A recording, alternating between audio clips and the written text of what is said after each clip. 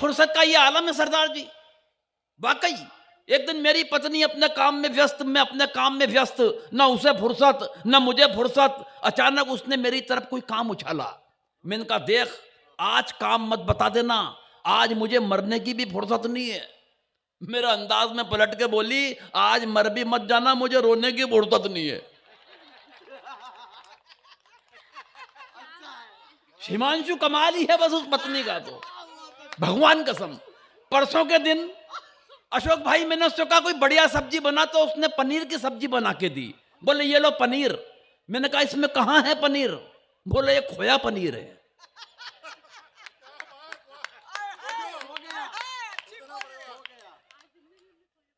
खोया पनीर। मेरी आंख से दो आंसू टपके उस सब्जी में मिल गए। मैंने कहा ये भी किसी और को ले जाके परोस देना, ये रोया पनीर है।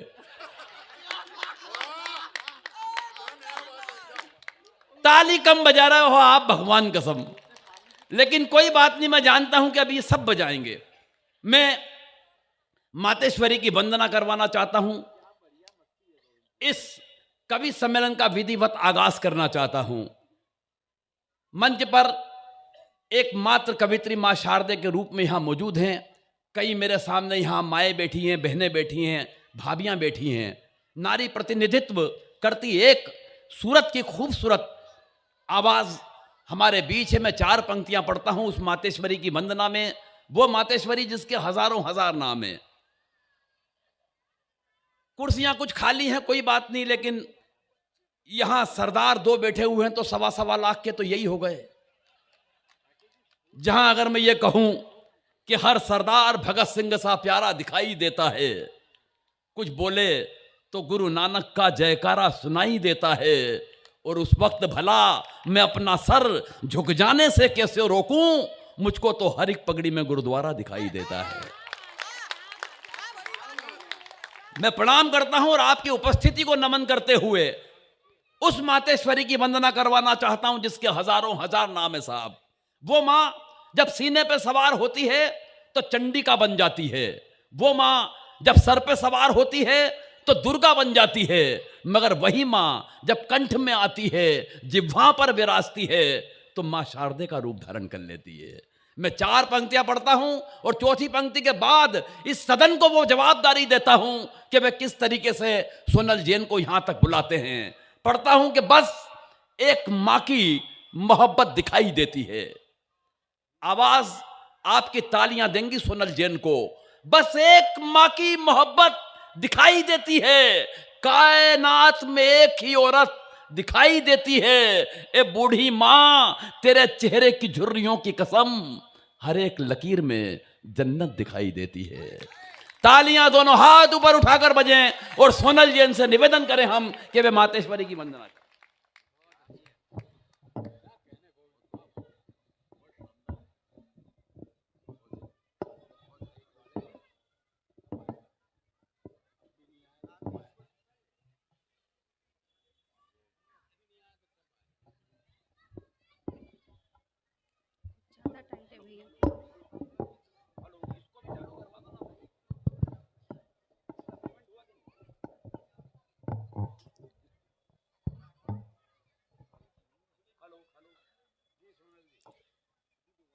हास रहे, परिहास रहे और कोई ना उदास रहे, बस इसी कारण आप सभी के लिए कविता का यह मंच सजाया गया है। इसलिए कुछ भी कहने से पहले मेरा एक मन है कि इस उत्सव के लिए एक बार तालियों का महोत्सव होना चाहिए। माँ शारदे को नमन करती हूँ, प्रतिष्ठित मंच को प्रणाम करती हूँ और आप सभी का हिंदी साहित्य की तरफ से स्वागत करती हूँ, अभिनंदन करती हूँ।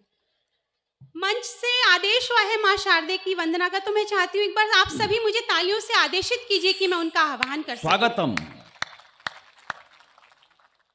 छंद के रूप में एक निवेदन माँ के चरणों में समर्पित करती हूँ, सुनिएगा। वाह वाह।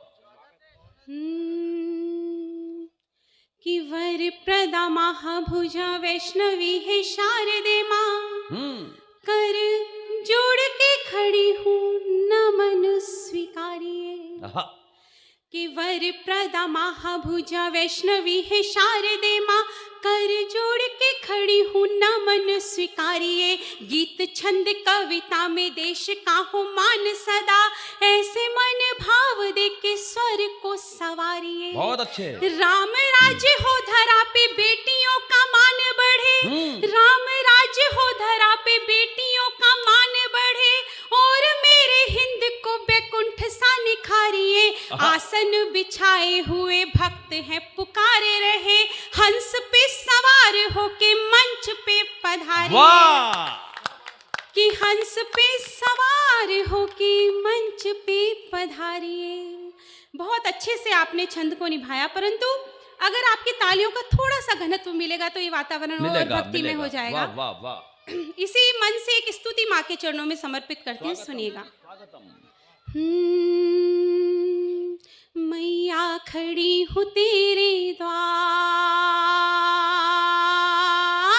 ओ मैया खड़ी हूँ तेरे द्वार, लेकर के छंदों का हार, गीत गजलों की मनुहार, विनती कर लो अब स्वीकार। क्या बात है! बस इतनी कृपा तू कर दे, वीणा पाणी वाणी भर दे। बहुत अच्छे, बहुत अच्छे। वीणा पाणी वाणी भर दे, शारदे शारदे ओ मैया शारदे, वाह वाह। शारदे शारदे ओ मैया शारदे। और एक निवेदन मंच की तरफ से माँ के चरणों में समर्पित करती हूँ कि स्वागत स्वागत। तुलसी के रामायण जैसी तुम दे देना चौपाई, वाह! तुलसी के रामायण जैसी तुम दे देना चौपाई, गीता के श्लोकों से भावों की कर देना भरपाई, वीणा की झनकार अभय हो गीत छंद और कविता में, शब्दों के मोती बिखराऊं इस साहित्यिक सरिता में, इस साहित्यिक सरिता में, और ऐसा दो उपहार, और ऐसा दो उपहार, दिन बन जाए त्योहार, इस महफिल में रंग भर दे, वीणा पाणी वाणी भर दे। क्या बात है! वाह वाह वाह।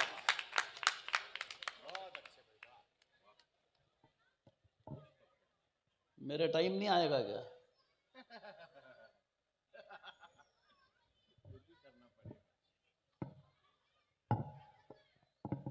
उस टाइम जैसे भाग के आया था वैसे ही आ भाग के। ये सब नीचे क्यों भागता है यार?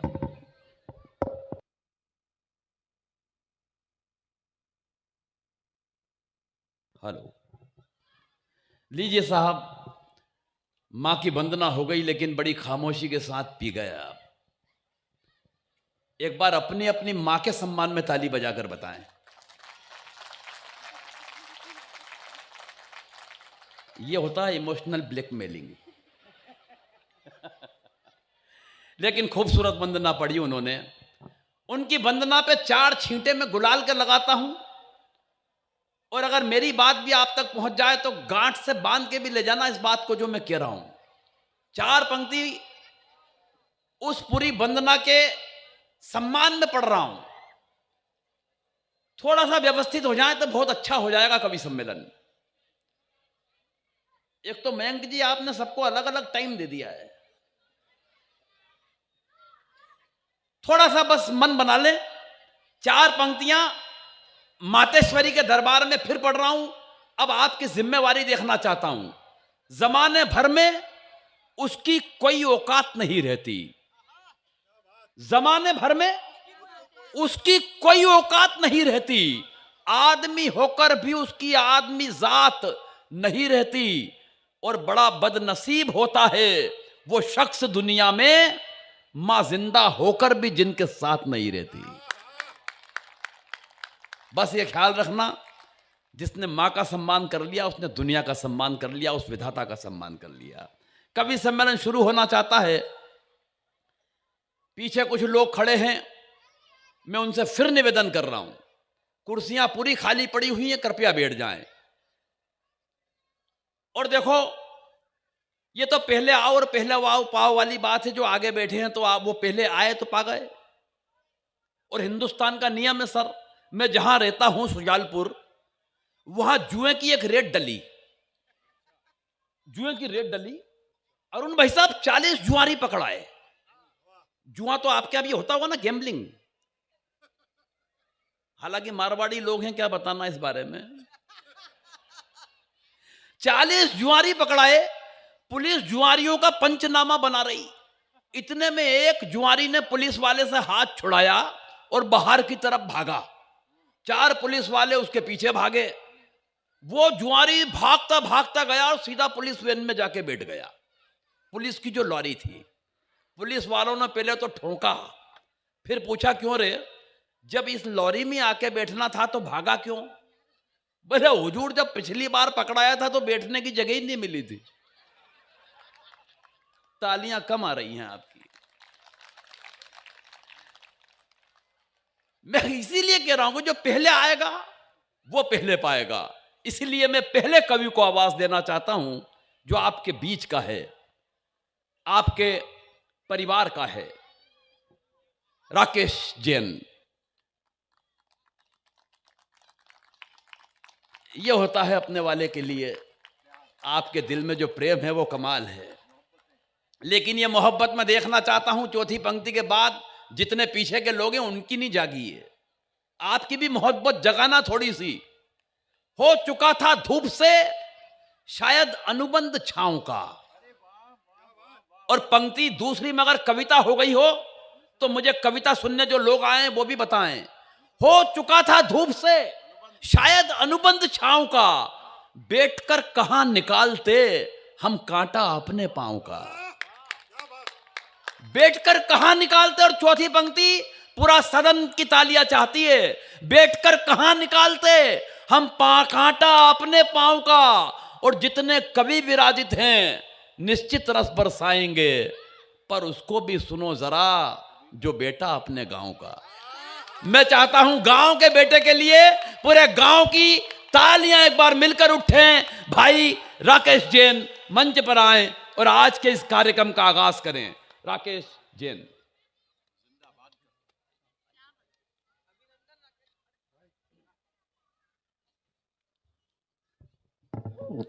मां शारदे को प्रणाम करता हूं। यहाँ उपस्थित सभी अंचल के महानुभाव को प्रणाम करता हूं। इस वर्ष का कवि सम्मेलन, जिसमें मैं ही एक ऐसा कवि हूं जो आपको पिछले कवि सम्मेलन में भी दिखा था और इस बार भी दिखा हूं। बाकी जो कवि बुलाए गए थे दोबारा नहीं बुलाया गया है, केवल मैं ही हूं जिसको दोबारा बुलाया गया है। और ये 5 नए हैं। दोबारा क्यों बुलाया गया? हाँ। तो आज भाई साहब लोग बैठे थे, बात हुआ, बोले बहुत अच्छा जमे हो गए आप। मतलब ऐसी बात नहीं है। एक क्लास में दोबारा कौन पढ़ता है? एक क्लास में दोबारा कौन पढ़ता है? जो फेल हो जाता है उसको ये मंच वाले दोबारा पढ़वाते हैं, और जब तक पास नहीं होगा तब तक पढ़वाते रहेंगे। तो अरुण भाई बोले आज हमको सबको फेल होना पड़ेगा, तो दोबारा ये लोग फिर बुलाएंगे। हाँ। तो आइए, आप लोगों से मैं अपनी बात रखता हूं, क्योंकि हमने बुलाया है सुनने के लिए, तो अधिक हम उनको सुनेंगे कि भूले सब दर्द और सितम इस जहां के सारे, थोड़ी देर काव्य सरिता में डूब जाइए। और गीती जो भी गुनगुनाए आपके सामने में, हाँ अच्छा होगा आप साथ साथ गुनगुनाइए। बहुत अच्छे। और जहां मुस्कुराने की हो बात मुस्कुराइएगा, और जहां खिलखिलाने की हो बात खिलखिलाइए। और कवि सम्मेलन अब शुरू करने जा रहे हैं, एक बार जोरदार तालियां बजाइए। आइए अपनी मस्ती को जिंदा रखिए, क्योंकि कहा गया है जिसकी मस्ती जिंदा है उसकी हस्ती जिंदा है, नहीं तो फिर वो जबरदस्ती जिंदा है। और तालियां बजाने की बात है तो आप लोगों को एक चीज बता दूं, तालियां जो हैं हम कवियों की बैटरी रिचार्ज करने का काम करती है। बेशक। पहले का जमाना था भाई साहब, खिलौना जो आता था, जितनी चाबी भरते थे खिलौना उतना अच्छा चलता था। जितनी चाबी भरी राम ने उतना चले खिलौना। लेकिन समय बदल गया है, अब बैटरी रिचार्ज करनी पड़ती है। गेम खेलने के लिए आप जितनी बैटरी रिचार्ज करेंगे आप उतना ज़्यादा गेम खेल पाएंगे। और हम कवियों को रिचार्ज करने के लिए आपकी तालियां हैं जो हमको रिचार्ज करेगी। और आप जितना अच्छा रिचार्ज करेंगे, मैं आपको दावा करता हूं ये कवि आपको ऐसा सुना कर जाएंगे कि आप लंबे समय तक याद रखेंगे कि हाँ हमने कुछ सुना है। कि कल का दिन किसने देखा है, कल का दिन किसने देखा है, और आज का दिन हम खोए क्यों, और जिस पल में हम हंस सकते हैं उस पल में हम रोए क्यों। अरे गाए जा मस्ती के तराने, ठंडी आहें भरना क्या, और मौत आएगी तो मर भी लेंगे, अरे मौत से पहले मरना क्या। हाय हाय। अरे वो ससुराल ससुराल ही क्या जिसमें साली ना हो, हाय हाय। वो ससुराल ससुराल ही क्या जिसमें साली ना हो। किसकी किसकी नहीं है, नहीं है। हाँ, उनकी शिकायत है कि वो ससुराल ससुराल ही क्या जिसमें साली ना हो, वो बाग बाग ही क्या जिसमें माली ना हो, वो गाल गाल ही क्या जिसमें लाली ना हो। अरे वो कवि सम्मेलन ही क्या जिसमें ताली ना हो।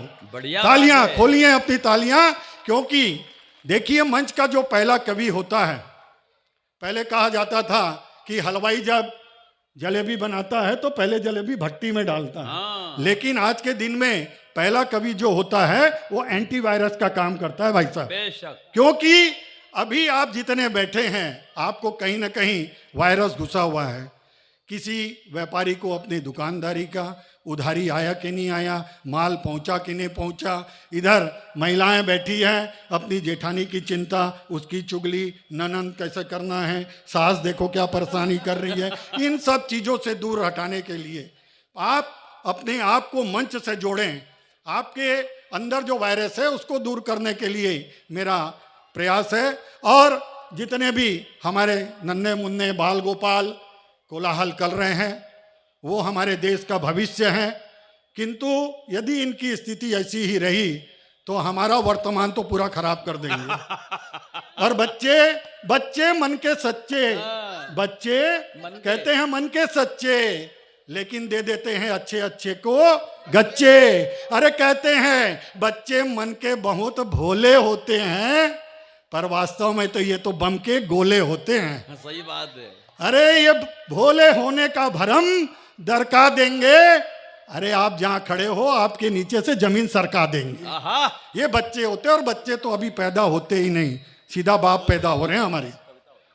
और बच्चों की बात से मैं चालू करता हूं। एक स्कूल में अधिकारी पहुंच गया, बच्चों से पूछा कि देश में सबसे अधिक भाषा जानने वाला व्यक्ति कौन।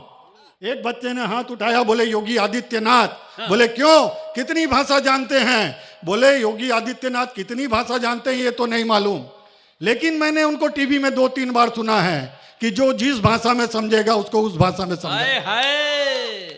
ये उतनी भाषा, यानी वो देश की सब भाषा जानते हैं। अरे बच्चे के सामने में जब हम बोलते हैं तो बच्चे ने अपनी दादी के पास गया, बोले दादी टें बोल के बताओ। दादी ने बोला टें। फिर थोड़ा देर बाद आया, बोला दादी टें बोल के बताओ। दादी बोली टें। फिर तीसरी बार गया बच्चा, बोले टें बोल के बताओ दादी। अरे तू बार बार मेरे से टें क्यों बोलवा रहा है। अरे नहीं मम्मी अपनी सहेली से बोल रही थी, ना जाने ये बुढ़िया कब टें बोलेगी तो हम लोग सुख शांति से रहेंगे।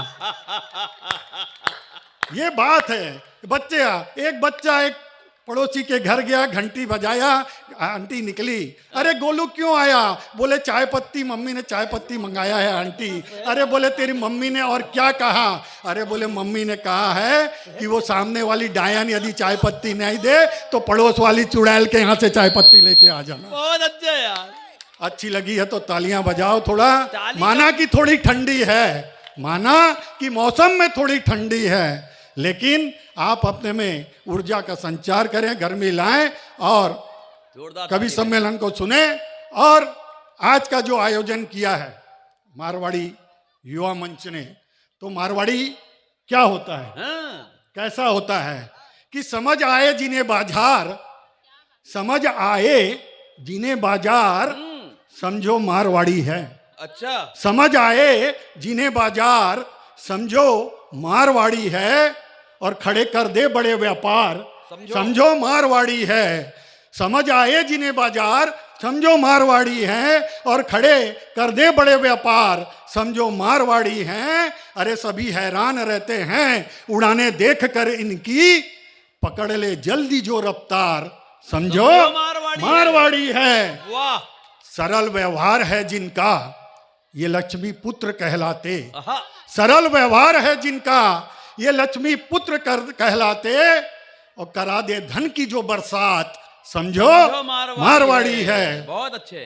और एक ऐसे मारवाड़ी समाज के सम्मान में यदि कोई कविता पढ़ रहा हो और मारवाड़ी समाज के लोग अपने सम्मान में ही ताली नहीं बजाए, वाह, धन्य है प्रभु। सही बात है। आप लोगों के चरण किधर हैं? सही बात। हाथ नहीं खुल रहे हैं तो चरण ही बता दी। वाह, खड़े कर दे बड़े व्यापार, समझो मारवाड़ी है। सरल व्यवहार है जिनका, ये लक्ष्मी पुत्र कहलाते, करा दे धन की जो बरसात, समझो मारवाड़ी है। आह, और मुसीबत में खुले रहते जिनके हमेशा द्वार, मुसीबत में खुले रहते हमेशा जिनके द्वार, और जो दुखियों के लिए सदा तैयार, समझो जो मारवाड़ी है। मारवाड़ी है। और आइए अब क्रम आगे बढ़े, उसके पूर्व एक निवेदन आप सबसे, जो मेरा एक सोच है, एक व्यू है, और आप लोग इससे सहमत होंगे। ये एक गीत के माध्यम से आप सभी अपना समर्थन करेंगे, मेरा ऐसा पूर्ण विश्वास है। स्वागत।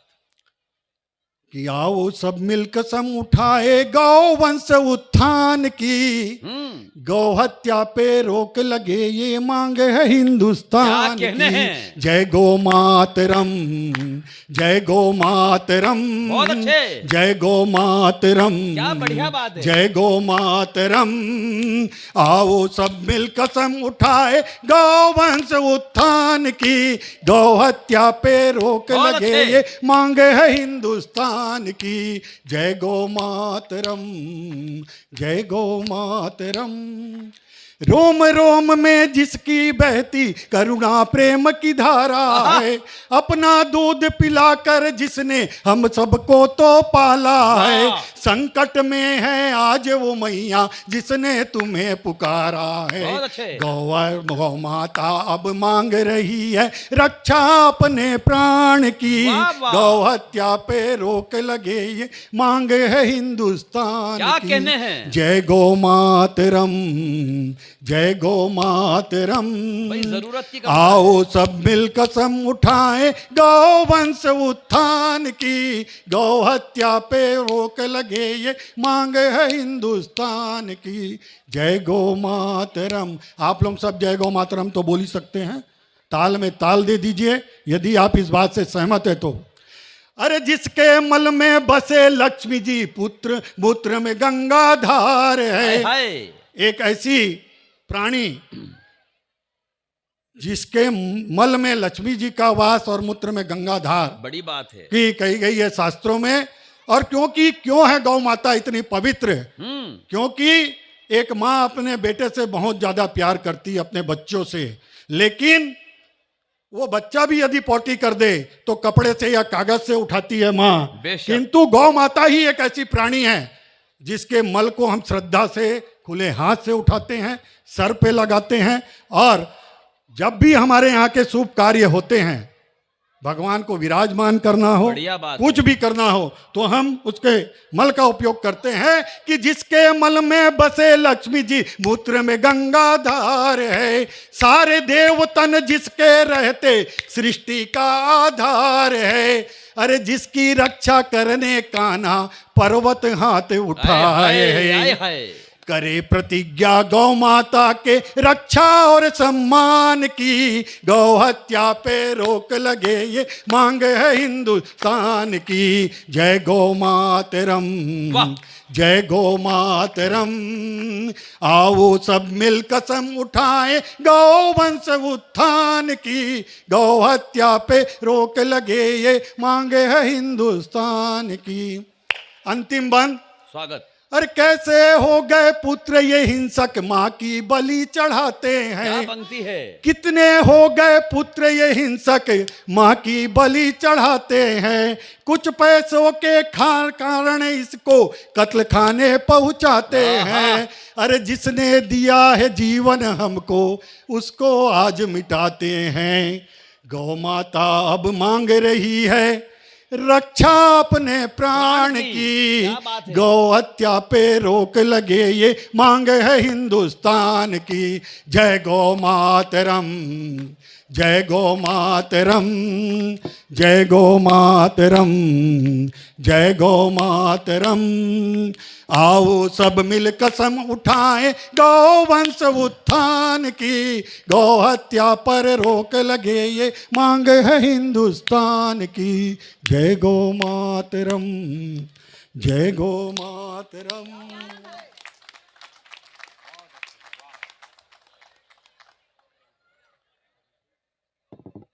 ये थे आपके अपने बीच के कवि भाई राकेश जैन, जिन्होंने मारवाड़ियों से शुरू किया और गो मातरम पे ख़त्म किया।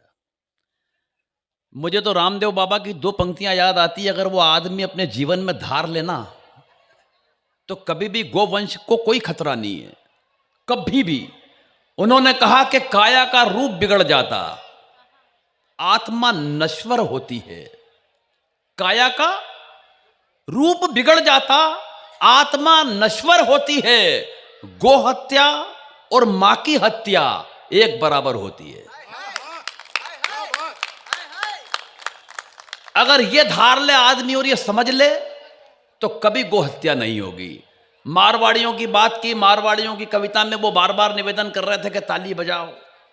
भाई असली मारवाड़ी तो वही है जो ताली भी फोकट में क्यों बजाए। इसमें क्या फायदा आपका? फायदा हो तो ताली बजाए। मारवाड़ी आदमी तो गाली भी नहीं बके फोकट में। इस बात पे तो बजा लो यार, सही बता रहा हूं। मैं तो सही बता रहा हूं। मैं जहां रहता हूं मेरे बगल में इंदौर है, 125 किलोमीटर पे। वहां एक लड़का और लड़की में मोहब्बत हुई, दोनों मारवाड़ी। लड़की ने लड़के से कहा रात को 2:30 बजे सड़क पे एक सिक्का उछालूंगी, जैसे ही टन की आवाज होए तो ऊपर आ जाना। 2:30 बजे टन की आवाज सड़क पे हुई। लड़का 3 बजे ऊपर पहुंचा। लड़की ने पकड़ा गिरेबान, बोले कहां रह गया था? बोले वो सिक्का ढूंढने में लेट हो गया। ताली की बात यह नहीं है, ताली की बात तो यह है कि लड़की भी मारवाड़ी थी। बोले बेवकूफ आदमी, धागे में बांध के फेंका था, ये देख वापिस खींच लिया। तो हम तो वो मारवाड़ी लोग हैं।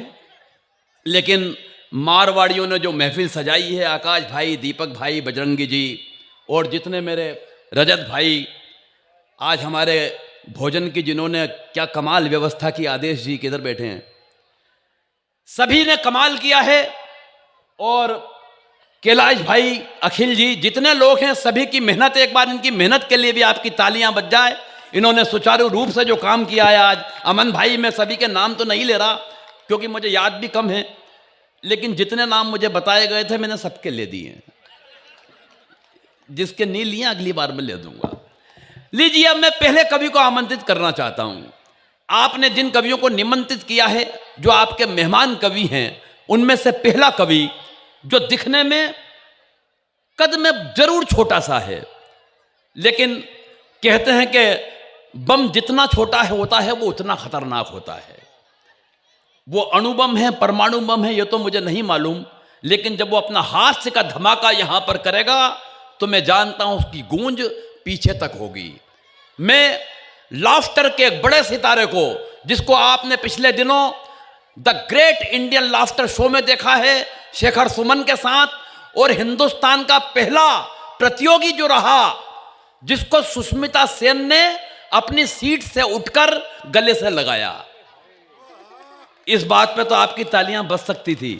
यह झूठ नहीं बोल रहा हूं मैं। हालांकि यह बात अलग है कि उसके बाद से सुष्मिता सेन फ्लॉप हो गई। ये ऐसा नहीं हुआ, और जोरदार हो गई वो। लेकिन हास्य का वो सितारा जिसका नाम होता है हिमांशु बवंडर, एक बार पूरा सदन ताली बजाकर बताए कि वो अब मेहमान कवियों को भी सुनना चाहती है। तालियां आपकी बिल्कुल भी नहीं है। मैं 4 पंक्तियां पढ़ता हूं।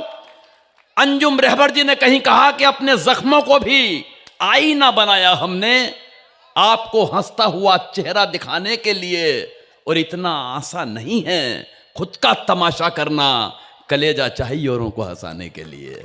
तालियां थोड़ी मिलकर बजे ताकि हिमांशु को लगे कि वो कांटाबांजी में आज अपना कविता पाठ करने आया है। आओ।